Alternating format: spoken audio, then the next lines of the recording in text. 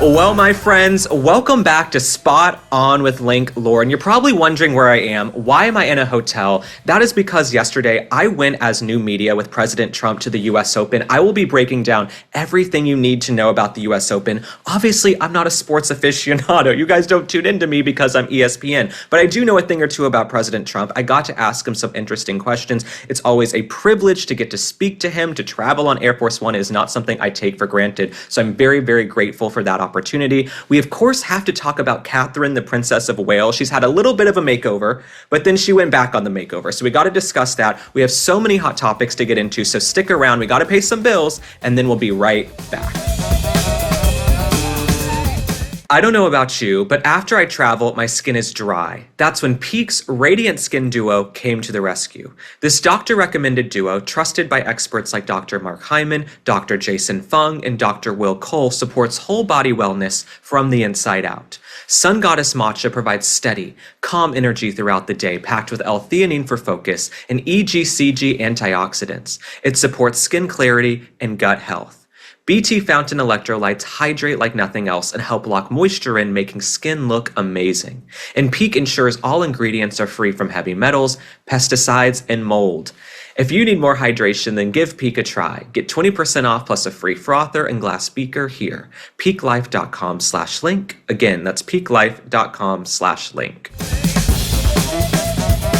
Well, the balls were flying yesterday at the US Open between Jannik Sinner and Carlos Alcaraz. Are you guys proud? Are you guys proud that I got those names correct? I had the best time at the US Open. The one thing I love about sports is that sports is a way for people to come together from the left, the right, the middle, all different socioeconomic backgrounds. They can come together under one roof to watch people compete. There's something so kind of Grecian about it, like they're in the Parthenon, they're fighting, they're gladiators. Of course, Carlos Alcaraz won.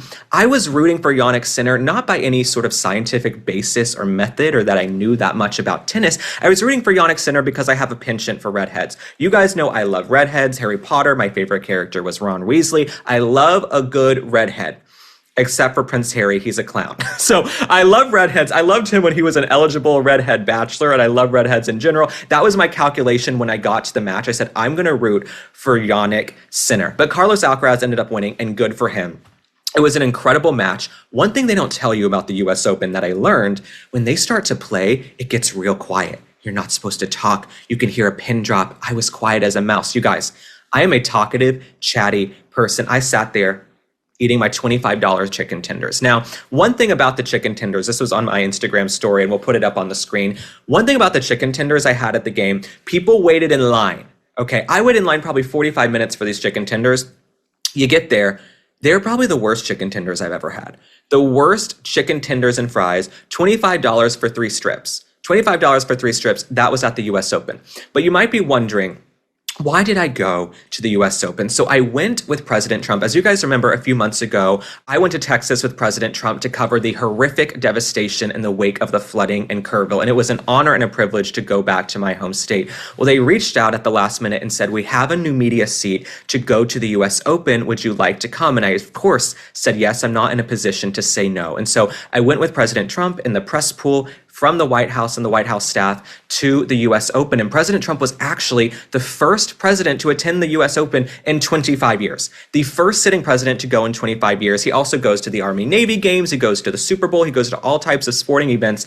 That's one thing I love about President Trump, because he knows the power of bringing people together under one roof, okay? Whether it's throwing the football around, whether it's hitting the tennis ball, whether it's soccer, whether it's FIFA, he knows sports are a great unifier in our country. So it was a privilege to be there to cover the game with President Trump, to see Carlos Alcaraz win. Of course, Jannik Sinner put up a big fight. So President Trump, he was in his box for most of the game. He had his staff there. He had Attorney General Pam Bondi. He had Dan Scavino. He had Caroline Levitt. He had Chief of Staff Susie Wiles. He had Treasury Secretary Scott Bessent. So he had friends and family with him, right, in the box. President Trump, I think he had a great time. He used to attend the US Open every single year. President Trump would go to the US Open every single year, and I think Page Six actually crowned him the king of the US Open because he would go so much. So it's interesting for him to go back now as president of the United States. And something I was curious about, sort of on a introspective, self-reflective vibe. What is it like going back to some of these events you used to attend as a private citizen, now as president of the United States? And I actually asked President Trump about this on the tarmac at Joint Base Andrews last night. We have a clip. Let's take a look at that. Page 6 crowns you the king of the U.S. Open. They put out all these old pictures through the years of you at the U.S. Open. What does it mean for you to go back after going for so many decades, growing up in Queens? Now you're going back as the president. Well, I loved it. First of all, the two players have unbelievable talent. It just seemed that they hit the ball harder than I've ever seen before. Incredible talent. And I enjoyed it. And I used to go all the time, but, lately it's a little bit more difficult to go. I really enjoyed it. They were really nice. The fans were really nice. I didn't know what to expect. Usually you would say that would be a somewhat progressive, as they say nowadays, crowd. Sometimes some people would call it liberal, but we'll use the word they like to use, progressive. But they were great. The fans were great. Now, there's been this big mishigas online, right? Was President Trump booed at the game? Were they booing him at the match? I actually didn't hear almost any booing. Of course, in New York City in 2025, when you put thousands of people in a room, you're gonna have some booing. We live in a partisan country. But when they put him on the screen, once the stadium was full, there were a ton of cheers. I honestly felt like the folks in New York City maybe wanted President Trump to come to their neighborhood next, the way he's trying to help clean up Washington, D.C. He might go to Chicago, he might go here next. I felt like the folks in New York were saying, President Trump, come help us. What the hell is going on with Zoran Mamdani? We don't want a socialist and a communist coming into our city and running it into the ground. We don't want government-owned grocery stores. So I felt like the folks cheering, it was really a cheer of desperation saying, please, President Trump, come back. But it is interesting, President Trump grew up in a house in Queens, looking at the Manhattan skyline. He makes it in Manhattan. He then makes it to the presidency. He makes it to the presidency again, taking on Hillary Clinton. So this is a story for the ages. I don't think there are many folks in American history, world history, who have lived such colorful lives. So to see him at the US Open in person and to get to cover it is something I'm so grateful for. But something else we're seeing in the headlines today. Some folks are upset because there were long lines for security. Okay, there were some long security lines at the game because of Secret Service and the extra screenings. There were celebrities stuck in line. I heard that Michael J. Fox and maybe Anna Wintour were stuck in line for an hour, which actually made me so happy. Okay, Anna Wintour with her annoying ass bob and those big Chanel sunglasses. You can wait in line a little bit, sweetheart. You can wait in line a little bit, sweetheart. Michael J. Fox, these other actors and celebrities. I will say one thing that was funny about the US Open. So I got to see Dakota Fanning and Elle Fanning up close when we were leaving, and I saw some other people. When they would put celebrities up on the screen, of course, people would cheer. Some of these folks were not big stars. They put up DJ Mustard, who's like a rapper and a producer. They put him up on the screen. He's made some good songs, but the crowd was like, yeah! Y'all don't know who DJ Mustard is. Okay, it was not a crowd that I think could identify DJ Mustard. They put up Shonda Rhimes, right? Shonda Rhimes, I think she did Grey's Anatomy and How to Get Away with Murder. They'd put her up on the screen and people are going crazy. I'm like, she's a screenwriter. She's a scriptwriter. Why are you guys going crazy for her on the screen? But no, there were some big stars. John Hamm was there. There were some other folks who were there. John Hamm, who was actually my first crush. So it's interesting how things come full circle as a child. My first crush, I think, when I became a teenager and was growing up was John Hamm. And so then to be at the US Open with John Hamm was very interesting and very funny. But no, the US Open was incredible. Of course, some folks are upset about the security lines, but here's my thing. President Trump, you had an assassination attempt in Butler, Pennsylvania on July 13th. You had Ryan Ruth in Florida who tried to take him out on the golf course, right? Who knows what other threats he's had. If you're going to have a big event, you got to show up early if the president is coming. I don't know who didn't tell you, liberals in New York City, this. If the president is going to an event, you need to add an extra hour or so to get through security because there are deranged people. There are deranged people out there. And look at the amount of presidents who have been hurt, who have been assassinated. They have to take those precautions, right? We don't want anything to happen to the president. And so, of course, they have to take those precautions. But I did find it amusing, some of these celebrities that got caught in the security line. But someone else I want to discuss, moving on from the US Open a little bit, is the First Lady, Melania Trump. As you guys know, I love the First Lady, Melania Trump. I don't care if I sound partisan. I don't care if you guys say I'm a hack.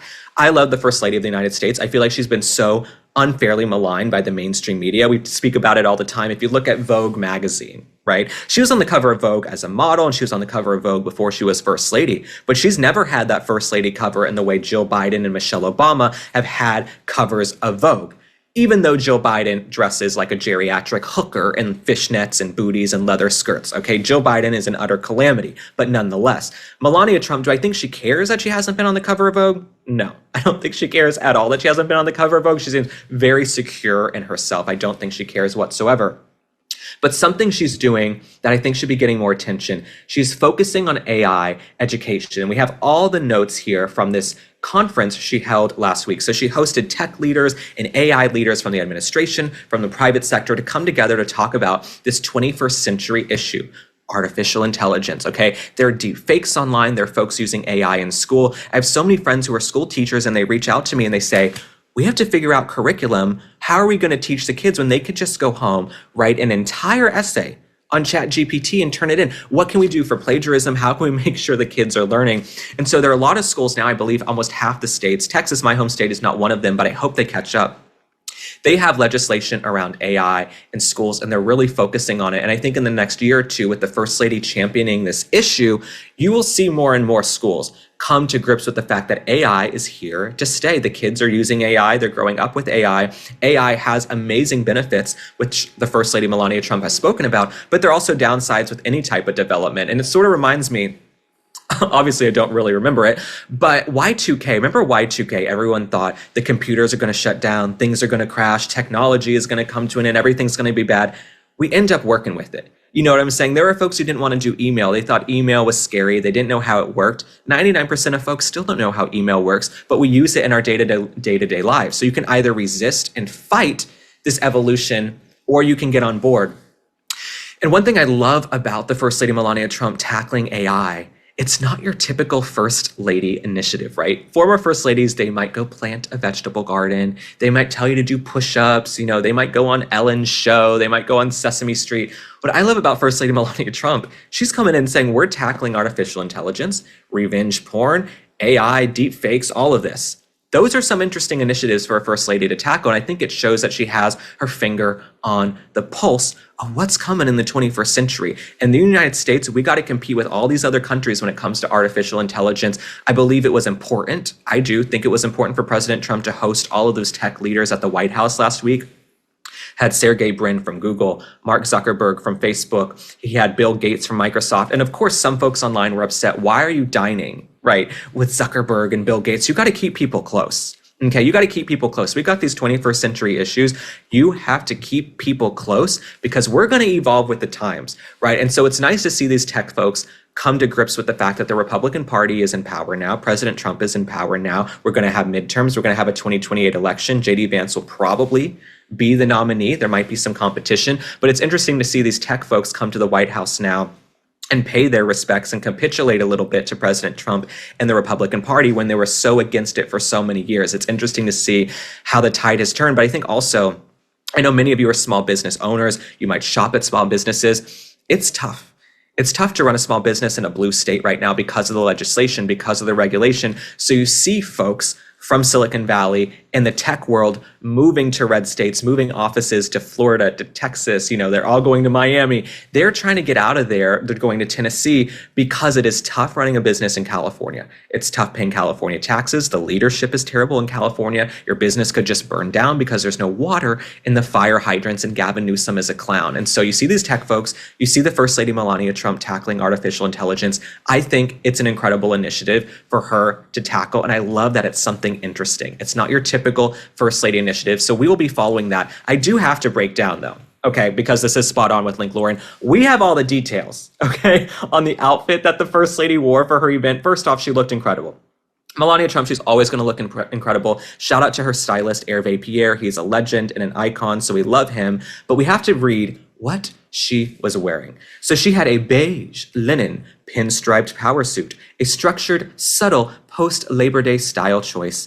Here's exactly what she wore. A Max Mara linen double-breasted blazer set in beige. I love this, okay? Some folks are writing, Meghan Markle had tried to pull off this look before. Meghan Markle had tried a similar look, okay, with sort of the billowing pants. They're sort of thick pants. It's a power suit, very sort of breaking gender norms and gender barriers. First Lady Melania Trump pulled it off. Okay, it helps that she's a supermodel, because when Meghan Markle tried to wear this similar outfit to the Time magazine event, it looked like she was wearing a potato sack. Okay, her pants were ridiculous. It looks like she could jump out of a plane and fly with those things like a parachute, okay? First Lady Melania Trump, fashion icon, stunning, show-stopping, iconic. So she looked great. Shout out to First Lady Melania Trump. Shout out to her team. I'm excited to see what she does in the AI sector. I'm excited to see what she does when it comes to technology.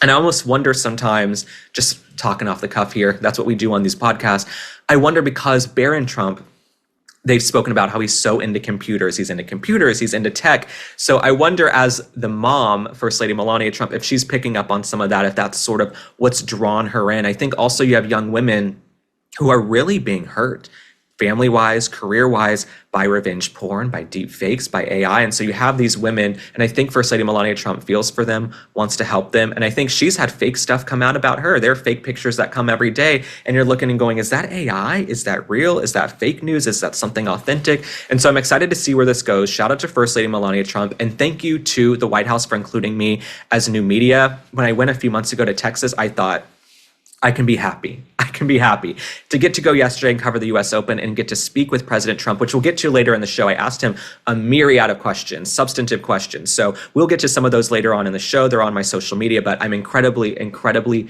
grateful to be included. I was making videos in my room on TikTok 2 years ago. And so to get to be on Air Force One and asking the president questions, he is the free speech president. He is a transparent, accessible president. And I'm very, very grateful for that. It's also my birthday today. So to get to go yesterday to the US Open, it was a full moon. It was the eve of my birthday. I was happy about that. So I'm not gonna lie, it was exciting to go, and his team couldn't be better, but we gotta move on to some more topics.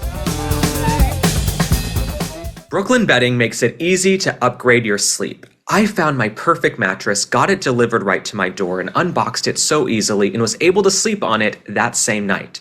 My king-size Aurora Luxe gave me the best sleep. Brooklyn Bedding handcrafts every mattress in their Arizona factory, providing top-tier quality, honest pricing, and real American craftsmanship for a better night's sleep. Brooklyn Bedding knows sleep isn't one size fits all. That's why they offer mattresses for every body, every sleep style, even in hard-to-find sizes. You can even take the Brooklyn Bedding sleep quiz and find your perfect match in under 2 minutes. And they offer a 120-night comfort trial. Love it, or they'll help you return or swap it. Go to brooklynbedding.com and use my promo code LINK at checkout to get 30% off site-wide. This offer is not available anywhere else. That's brooklynbedding.com, and the promo code is LINK, L-I-N-K, for 30% off site-wide. Make sure you enter our show name after checkout so that they know we sent you. brooklynbedding.com, promo code LINK. Well, my friends, it is time for a Royal Roundup. It wouldn't be an episode of Spot On if we did not do a Royal Roundup, because as you know, I love American politics. I love President Trump. I love covering President Trump. I also love the royals, okay? I love the Queen. May she rest in peace. And today is actually the anniversary of her passing in September of 2022. It has been 3 years since the Queen passed away. It's also my birthday. But we love the Queen, Queen Elizabeth II. She was just someone who carried herself with such grace, and she became queen at 25 years old. Imagine at 25 years old, becoming the Queen of England, governing a commonwealth with about 2 billion people. And there aren't many figures who stay in power that long, right? She was in power, I believe, 75 years? She was there a long time, 70 years.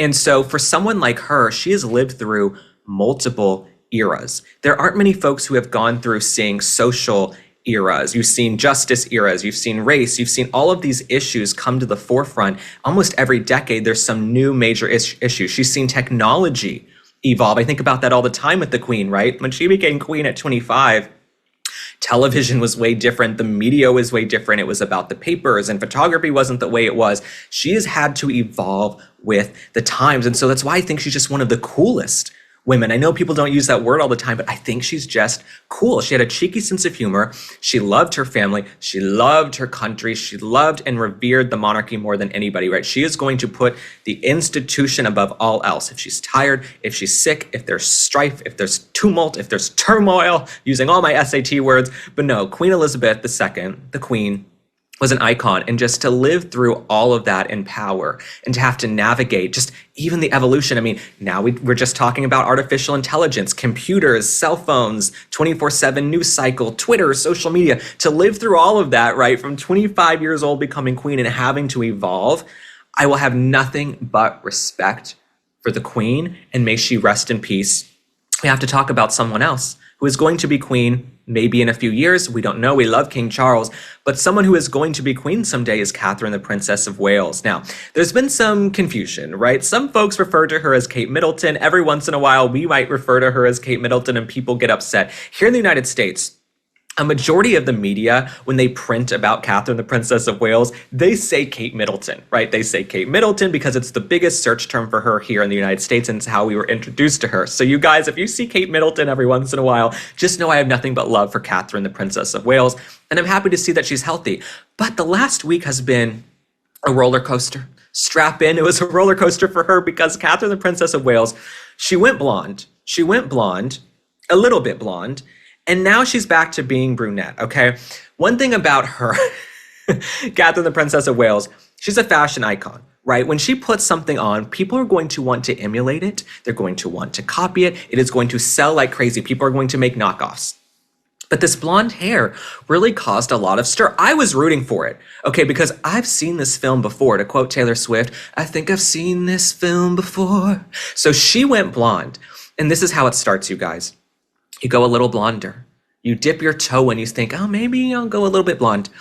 Then you go a little more blonde. And then before you know it, you're Link Lauren blonde. Okay, so before you know it, you're really darn blonde. And so Catherine, the Princess of Wales, she tried a little bit of blonde hair. Some folks said it could have been a wig. Of course, she's just come out of cancer. She's been very open and authentic about struggling to get back into the routine and to parent and to show up as a wife and a mother and as a public servant and public figure coming out of her cancer. And so I think it's incredible that she's open and authentic about that. But I love the blonde hair. People were hating on it. I thought, you know what? Let her try something fun. I think it's cool when people in the public eye try new things. They're not afraid to say, you know what? I've always wanted to try a little bit of blonde. Let's put it in my hair. And I thought it was cool. Was it my shade of blonde? No, it wasn't super, super blonde, but it was pretty blonde. And what's interesting, though, is that she went to a rugby match, and we have all this information, right? She goes to the rugby match. She debuts her typical gorgeous brunette hair. So the blonde hair lasted about 72 hours. You know what I'm saying? I was thinking about Kim Kardashian's marriage. Do y'all remember when Kim Kardashian got married to Chris Humphries? And everyone said, oh my God, she's only been married 72 days. I was like, well, Catherine's hair lasted 72 hours, okay? That blonde hair lasted 72 hours. So let me read you a little bit about exactly what she had going on, exactly what she was wearing, and she's back to her more brunette hair, okay? And thanks to my producer for putting this together because she knows way more about sports than I do. In fact, I'm the one at the US Open, but she knows way more about sports. So putting the show together with her is such a blessing, okay? So the Princess of Wales, she was pictured taking in the Women's Rugby World Cup on Saturday with what happened to be a darker dew. This is how the British media writes, albeit tinged with muted golden undertones, pulled into a chic half ponytail. This was the Women's Rugby World Cup 2025. And let me break down exactly what she wore, because I know you fashionistas, you want to know what she wore. Okay, I'll break it down for you. I'm like the new Joan Rivers, okay? Which is what you guys tell me. I would never say that about myself, but you guys are like, Link, you're sort of Joan Rivers reincarnated, because I have no problem discussing fashion and politics in the UK with the royals. I will break it down. And am I in a position to really opine on fashion? No, I'm not, but I'm going to do it anyway, because I'm an expert on nothing, but I have opinions on everything. So here's what she wore. Cartier Trinity earrings, Alexander McQueen tailored crepe blazer in black, a Natch Bull cascade ruffle blouse, and sand-washed silk satin. I loved it. I loved the way it was kind of pulled in. I loved that it was black. I loved the blouse. Loved it, loved it, loved it. Felt powerful. It felt strong. It felt like she's the future queen, but modern, right? She's in this sort of modern suit. and I loved it. And it sort of reminded me of First Lady Melania Trump's outfit from the AI Education Forum she held last week. She was in a suit, powerful suit. And I love when women do menswear because they're sort of shaking up the paradigm. And it says something about where we are in our culture, right? When women do menswear, and there's a whole history of it. And so I love to see Catherine, the future Queen of England, in menswear, because this is not something you would have seen the former queen in. May she rest in peace. She had beautiful style and great, impeccable, classic, chic style. But we have this modern queen who's going to be ascending with William in a few years, perhaps. And so to see her in this type of outfit, it actually does mean a lot more than just superficial fashion. And I sound like Miranda Priestley from The Devil Wears Prada. You think this has nothing to do with you. You pulled this sweater out of some bin. You think this cerulean sweater has nothing to do with you when it has everything to do. So no, for me, I think it's very interesting to see the First Lady Melania Trump do menswear this week. You see Catherine, the Princess of Wales, the future Queen of England, doing menswear. It speaks to the culture of where we are and sort of this battle of the sexes and sort of this gender fight. I think it's very interesting. I think it's very, very interesting to see the First Lady and the future Queen of England doing menswear in the same week in this very powerful suits and then tackling big, important initiatives on their own. They're like, look, we don't need our husbands. We're smart, badass women on our own. First Lady Melania Trump, Catherine, the Princess of Wales, and we're going to tackle these issues that are really important to us. So shout out to Catherine. Let's move on a little bit else. Okay. Prince William apparently wants to push Harry out. Now, Prince Harry just landed. By the time you watch this podcast or listen to it, maybe you're on a walk, maybe you're out in nature, maybe you're at work and you've got it playing in your headphones. So Prince Harry, he's in the UK to attend the Well Child Awards. This is his first time in the UK since April when he lost his bid for taxpayer-funded security protection. Why should we have to pay for this little huckster to have security? Sort of like Kamala Harris. Prince Harry reminds me of Kamala Harris. She wants all of us to just keep paying for her security, even though she has millions of dollars in book deals and she's a Hollywood celebrity. If Meghan Markle and Prince Harry got $100 million from Netflix, the folks over in the UK working, paying their bills, paying their dues, should not have to pay for you to have private security. I'm sorry, call it what it is. Call me a common sense kind of guy. If you're making millions of bucks, you can hire a couple of security guards. And to be honest, Meghan Markle and Prince Harry, people are running from you. They're not running towards you. So I think you are safe. But Prince Harry, he's back in the UK. And he's not going to be meeting with Prince William, allegedly, as of right now. We might come back to you on Wednesday's episode and say they met and they hugged and it was hunky-dory, but we've been following this story because Prince William wants nothing to do with Prince Harry. Prince William respects the crown so much. Prince William knows he was born to be King of England. He was going to be king of a Commonwealth with 2 billion people. He doesn't have the luxury of effing around, okay? Because if he effs around, he finds out. Prince Harry, he has the luxury of being the spare, and he gets to eff around and have fun and go party and go do what he wants and gallivant around the globe. Prince William didn't have that luxury, right? He has to really carry himself in a certain way. And I think for Prince William, you can't even trust Prince Harry. You have one conversation with Prince Harry, it ends up in a book, it ends up on Oprah, it ends up on Netflix. Who wants to talk to that person? Imagine if you went and hung out with your brother or your sister and you had an argument, right? I have a brother. We've gotten into arguments before. I'm sure we've gotten into arguments recently. Imagine if that person then went on the internet and blasted you out there like a Kardashian on the reality show. It's like this reality show royalty thing with Meghan Markle and Prince Harry. They're not even royals anymore, in my opinion. I don't think they should be in line for the throne. Y'all don't live in the UK. Y'all don't work. Y'all don't do any public engagements for the crown. Why should you be in line of succession? And why should the kids be? Archie and Lilibet, why are they in line? And nice try, Meghan Markle, naming the girl Lilibet Diana. That couldn't have been more on the nose, but bitch, I don't think you should be in line either. So, Prince Harry, I just don't think he is someone you can trust because Prince William, he can't play around with the press. He can have a conversation with Harry that's then recorded. What if they're wearing microphones and then it leaks and then it gets out? But let me read you a little bit more about what we uncovered. So, Prince William, he's going to keep his younger brother, Prince Harry and Meghan Markle, out of the monarchy, according to new insiders. We've discussed that. The rest of the family, Catherine, Charles, Camilla, they're set to go on their annual trip to Balmoral. However, it may not be a relaxing getaway, as people have claimed that talks occurring behind the scenes could cause a major impact on the monarchy's future. Listen to this quote. On the surface, it looks like a normal family holiday, but in reality, there are huge decisions being made that could change the family forever. The plan was for senior royals, the King, Queen, William, and Kate, plus a handful of trusted advisors to meet in private away from the wider family. William feels the monarchy has to move forward with a smaller, tighter unit. He believes that means phasing out Harry and Meghan completely and stripping away the last traces of royal privilege, including their HRH titles and their children's titles. However, sources say Princess Catherine may not be fully on board. Let's listen to this. Catherine adores her husband and supports his vision, but she's torn. She's always been the peacemaker and doesn't want William's decision to burn bridges with Harry forever. This is the Catherine I know, right? It was always the Three Musketeers. For those of you who followed the royal family, it was always, before Meghan came along, Harry, Catherine, William. They would do events together. They would go running together. They would do charities together. And so I think for Catherine, I believe she wants to be peacemaker. I believe she wants them to patch things up as brothers. She knows what family's about. She's very close with her family. She loves her sister Pippa. So I think for her, she's holding out hope. Maybe there's going to be some reconciliation. She's had health issues recently. Maybe she has a new lease on life. And she wants the brothers to rekindle and reconnect. But I also agree with Prince William. They should not have their titles. I'm sorry, guys, you shouldn't have the title. If you live over in the UK hawking jams, jellies, and dog biscuits, you aren't real royalty, in my opinion. What a fall from grace for Meghan Markle, too, okay? We talk about this all the time. She was a nothing actress, okay? She was a D-list actress.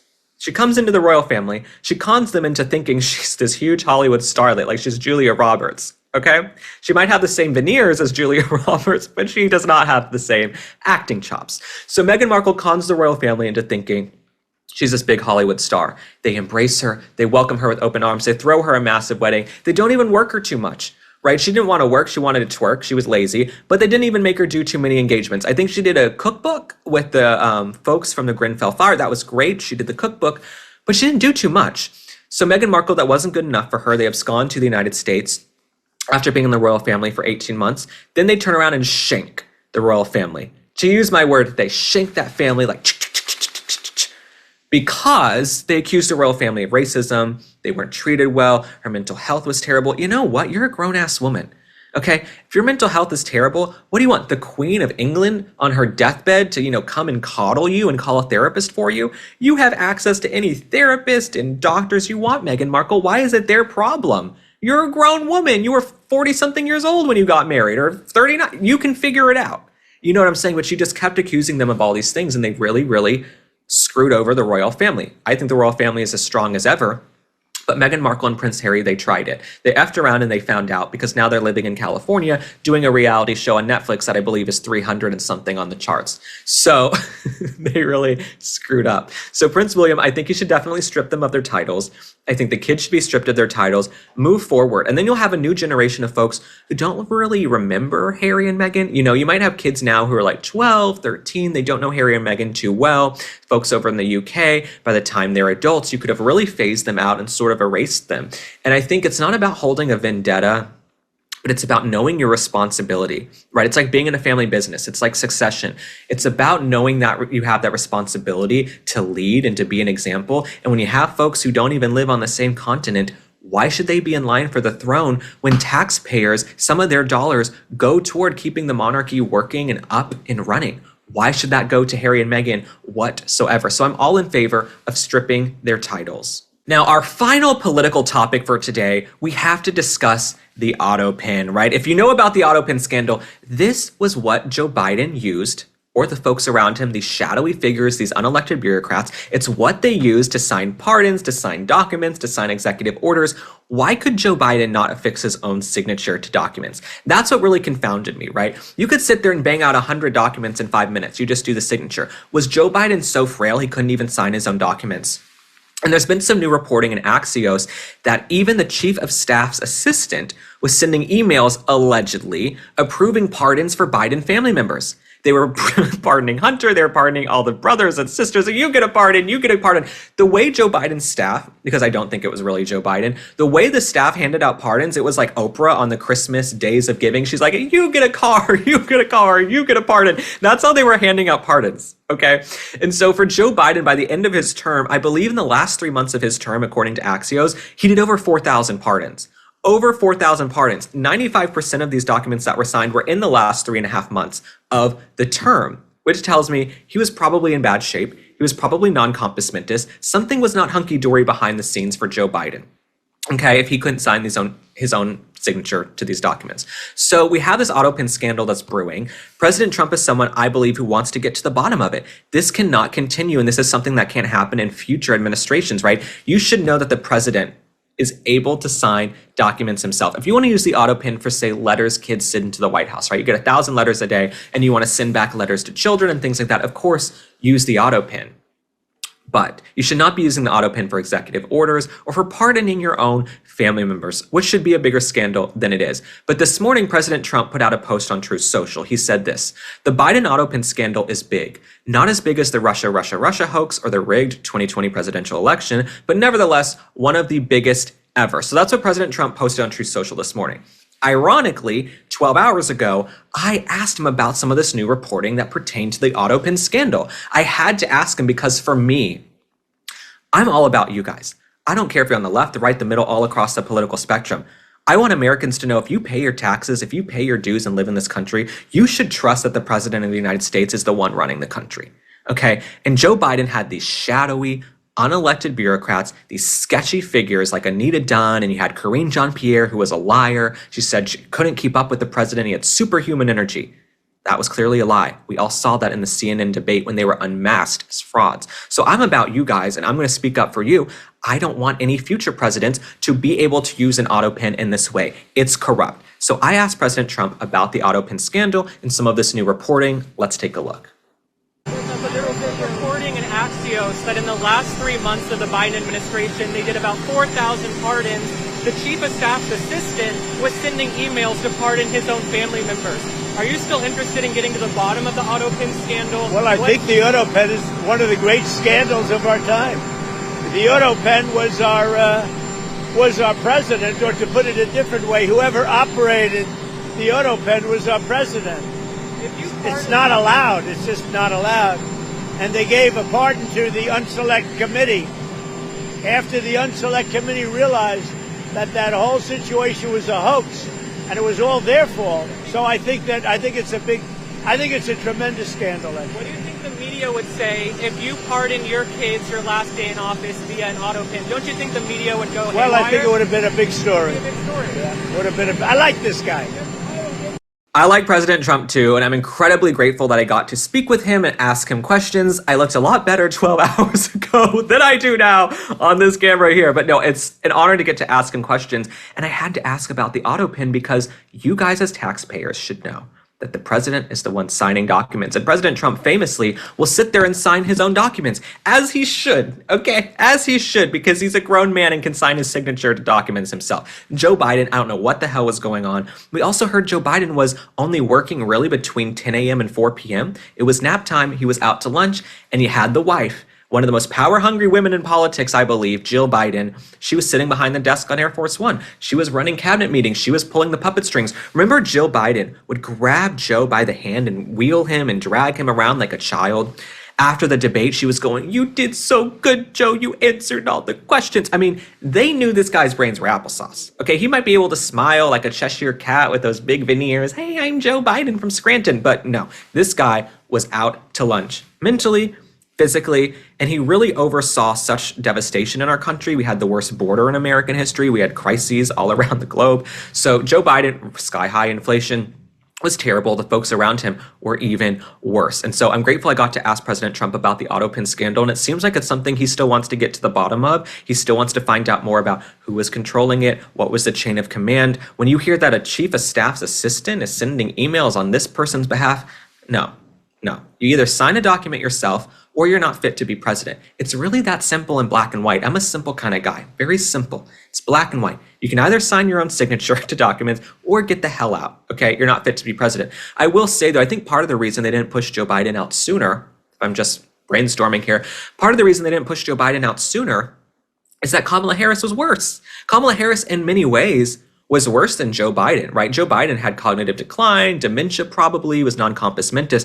Kamala Harris could barely form coherent sentences. She's one of the least skilled politicians I have ever seen. And ironically, she's a career politician. I think the people who are best at politics are ones who've just run businesses their whole lives in the private sector and then come in. Kamala Harris, as a career politician coming up in California, was an abject failure. And so I think they would have pushed Biden out sooner, but they're like, we can kind of do what we want with Biden because he doesn't know where he is half the time. He's shouting out dead people in the crowd at events. So I think they kept Joe Biden in there as a vessel because they could come in and just do what they want and pull the puppet strings and say, we're going to do this and we're going to do that. But now we got to pay some bills. And when we come back from this break, I have a big announcement that pertains to Megyn Kelly, MK Media, and it might pertain to you guys, might be something interesting for you guys. So we're going to pay some bills and we'll be right back with the big announcement. Trusting insurance agents or the government with your Medicare is way too risky. That's how millions of people get stuck on the wrong plan and don't even know it. In fact, the Department of Justice just sued 3 major Medicare brokers for pretending to be unbiased while allegedly pushing people into the plans that got them the biggest kickbacks. Super shady. And honestly, Medicare is confusing by design. No one should have to figure this out alone. That's why you should know about Chapter. Chapter does things differently. They're the only Medicare advisor that compares every single plan nationwide, not just a few that line their pockets. And because of that, they save people an average of $1,100 a year. So whether you're brand new to Medicare or already signed up, this could be the most important call you make. If you're on the best plan, they'll tell you. If there's a better one, they could help save you thousands. It's free and fast, takes less than 20 minutes for them to review your options. So call 661-370-3275 to actually feel confident about your Medicare. Well, my friends, the big announcement is this. Drum roll, drum roll, please. I am going to be on stage, on tour with the one, the only, the legend, the icon, Megyn Kelly. Okay, I always say she's a legend and an icon. She looks way too good to be a legend and an icon. Okay, she looks way too good. One thing about us, we maintain the skin. We maintain. But I am going to be in Fort Worth, Texas with Megyn Kelly, Glenn Beck, Mark Halperin, who some of you know, on October 25th. This is a Saturday, okay? So if you don't have plans on Saturday, there's no game in that area, you should be able to come. Okay, to see us on stage, we're going to be doing hot topics. It'll be sort of like a live show. We're going to be breaking it down, having fun, pulling each other's leg. It'll be amazing. We'll be having a good time. Maybe there'll be some audience participation. I want to meet as many of you as I can. Even yesterday at the US Open, a few different women stopped me and we got to take pictures, and some of them had seen me on the Megyn Kelly show. So if you're in the Fort Worth area, come to the show. And you can actually get tickets starting at 1 p.m. Eastern on Monday. So by the time you listen to this, you can get tickets at megynkelly.com using the code MKLIVE. That's MKLIVE. Doesn't matter if it's all caps, doesn't matter if it's lowercase, do what you want to do. But we hope to see you guys on the tour. I can't wait to meet some of you. I think I'm going to come hang out in the lobby. I'm going to come hang out with you guys after the show. You guys know me. I love to chit chat and hang out with you, especially my women and my moms and my grandmas and my sisters. I want to come hang out with you guys. And so I can't wait to see you on stage with Megyn Kelly. I'm also from Dallas, and so to do this show in the Dallas-Fort Worth area is amazing. I'm so grateful, and it's going to be fun. And there's been a ton of success with these conservative tours, these podcast tours, and so I believe this venue holds over 10,000 people. It's at the Dickies Arena last time I heard. So the Dickies Arena in Fort Worth, we're going to be having a good time. There's one thing about me, I love a crowd, I love a stage. A lot of you guys don't know this. In 2022, when I was still a theater kid, I was in a show at Carnegie Hall that ended up being sold out, honoring Stephen Sondheim. So I haven't been on a big stage in a long time. I've spoken at some political events when I worked on the campaign last cycle. But this will be exciting. I'm excited to come. Megyn and I always have a good time. We're always laughing, and you guys love that I make her laugh and, shake things up. So it's not going to be politically correct. It's not for a bunch of pansies. If you want to come have some fun on a Saturday night and have a drink and hang out, we are going to be there on stage in Fort Worth. So go to megynkelly.com, and that's MEGYN Kelly, not MEGHAN like that other Megyn in California, the wannabe Duchess. So go to megynkelly.com and use the code MKLIVE and come see me. I can't wait to meet you guys. I love you. But this concludes our episode of Spot On with Link Lauren. We ran the gamut. Okay, 12 hours ago, I'm asking President Trump questions on the tarmac about the Autopen scandal, and we're at the US Open. Now we're discussing Catherine, the Princess of Wales, everything that's sort of matriculating with the royal family. And please leave a comment. Tell me what topics you want me to cover. Reach out to me on social media. Wednesday, we have a big guest who I'm excited to have come on the podcast. And y'all know me. I hate most guests. Okay. Y'all know me. I would rather sit and talk with you guys. You guys are my co-host. You're my people. You know what I'm saying? I love you. You're my internet family. I'd rather just sit and talk with you than have a bunch of guests. But we do have a guest that I'm so excited about on Wednesday. So she will be with us and I'll be back home in the studio with good lighting. Thank God. So we'll be back home and I will see you guys then. Stay safe. I'll see you Wednesday. Bye.